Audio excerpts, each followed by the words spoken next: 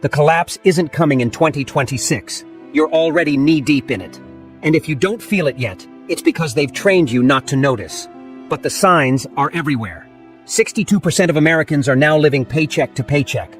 Over 80 million have zero emergency savings. And get this, 1 in 3 US households are skipping meals just to keep the lights on.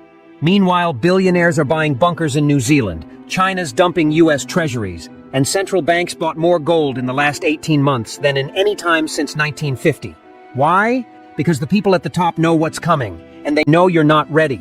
Everything you're about to see isn't speculation. It's already happening, quietly, strategically. And by the time the headlines admit it, you'll be too late. This is the countdown the government won't warn you about, the media won't cover, and your financial advisor's too scared to explain.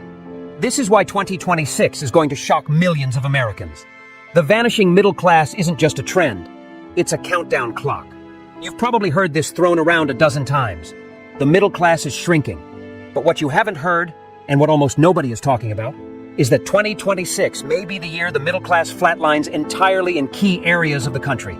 And no, this isn't just economic hand-wringing. This is coming from hard, ugly numbers that should shake every American who still believes they're comfortable. According to Pew Research, the US middle class has already shrunk from 61% in 1971 to just under 50% today. That's millions of families that didn't rise into the upper class. They fell. And now the middle class is propping itself up on credit card debt, living on borrowed time and borrowed money. Right now, total household credit card debt in America has passed $1.13 trillion, a new record, according to the New York Fed. And here's the kicker. Over 25% of Americans are now using credit just to pay for groceries. In 2026, as interest rates remain high and food inflation keeps pushing higher than official CPI stats admit, those credit card balances will become economic landmines. One surprise emergency, your car breaks down, a hospital visit, your kid needs college money, and boom, you're spiraling. The average interest on that debt? Now over 21%, which means you're getting taxed twice, once by inflation and again by the banks who lent you the rope to hang yourself.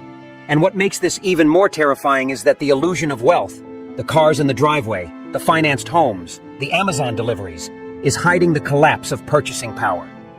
Adjusted for inflation, real wages haven't increased in 50 years. So when people say, I'm middle class, what they're really saying is, I'm one missed paycheck from disaster. And by the way, corporations know this. That's why they're investing in automation and AI tools to replace jobs, not protect them. 2026 isn't just a storm. It's the year the roof gets ripped off the American dream, and the people underneath realize there's no floor left.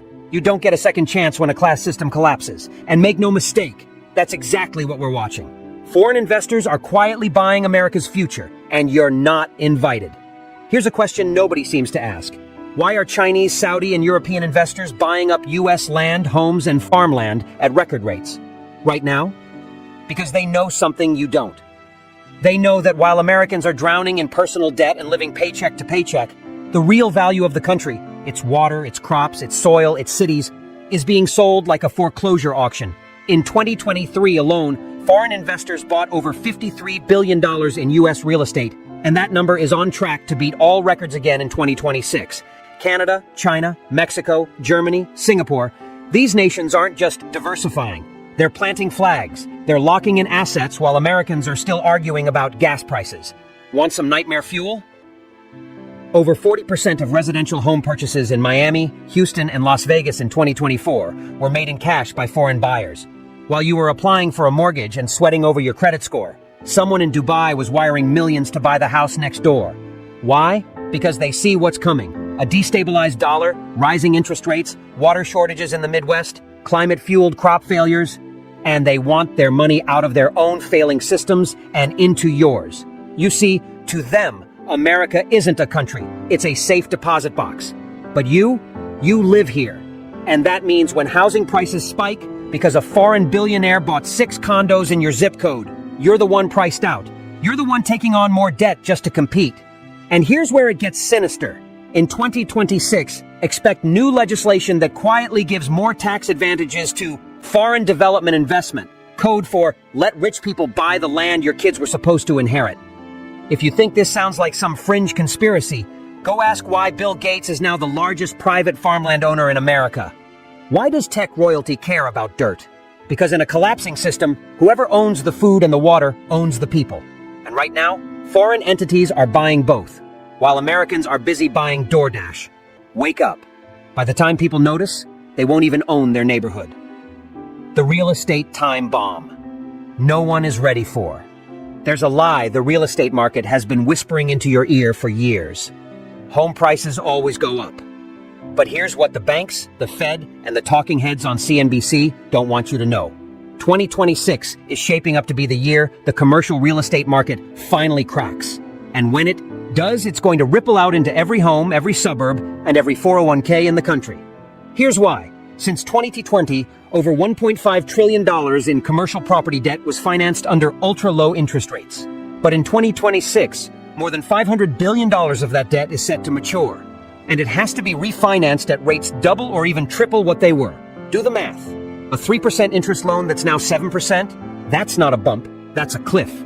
Office buildings in major cities are already 30% empty, thanks to permanent work-from-home shifts. Malls are ghost towns. Strip centers are half vacant. But the banks still hold those properties on their books at full value. They haven't written down the losses yet. Why? Because doing so would mean triggering a banking crisis even worse than 2008. And here's the real kicker. Your pension fund, your mutual fund, your retirement savings, they're all exposed to commercial REITs. That's right. When those assets collapse, so does your future. But wait, it gets worse. Homeowners are walking into a buzzsaw too. As more commercial real estate defaults, banks will tighten lending across the board. That means even if you've got good credit, good income, and a down payment, your mortgage will be harder to get. Housing demand will slump, but prices won't fall. Why? Because institutional investors, think BlackRock, Vanguard, will swoop in with cash and buy entire neighborhoods for pennies on the dollar. Just like they did in Phoenix. Just like they did in Atlanta. In 2026, owning a home won't just be hard. It'll be a rigged game. And the only people who'll win are the ones with liquidity, leverage, and lobbyists. Everyone else? Get ready for rent hikes, evictions, and a housing market that looks eerily like the 2008 crash. Only this time, there won't be a bailout. Your dollar is being euthanized in broad daylight. And it's no accident. We need to stop pretending the dollar is strong. Because what's actually happening is that the US dollar is being systematically euthanized, not through a crash, not through a default, but through a quiet, intentional, engineered decline. And here's the crazy part. It's being done to buy time, to inflate away our debt, and to distract the public long enough for the real power players to reposition themselves. Let's talk numbers. In 2000, $1 could buy you what now costs $1.85. That's an 85% erosion of purchasing power in just 2 decades. But what changed in the last 18 months is that global trust in the US dollar is breaking. Why? Because we weaponized it. We sanctioned Russia, we threatened China, we froze bank accounts, and now the BRICS alliance, Brazil, Russia, India, China, South Africa, plus a dozen more nations lining up, are launching their own trade currency. This isn't theoretical anymore.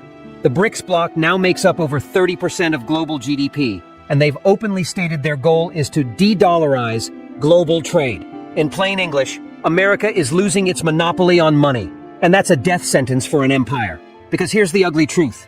The only reason America can print infinite dollars is because other countries are forced to use them. The second they stop, and it's happening right now, our inflation becomes permanent. Your savings? Worthless. Your salary? Eaten alive. And what's the government doing? Quietly pushing CBDCs, central bank digital currencies, as a solution, but it's not a solution, it's a leash. Imagine the IRS, the Federal Reserve, and your bank all being one single app. In 2026, the Fed won't just control the interest rate, they'll control how, where, and when you spend. That's not speculation. That's already being piloted under Project Cedar in New York and mirrored by the Digital Euro Initiative in the EU.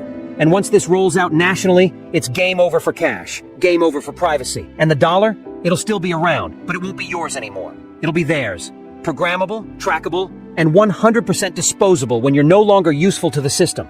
The AI revolution is replacing you faster than anyone wants to admit.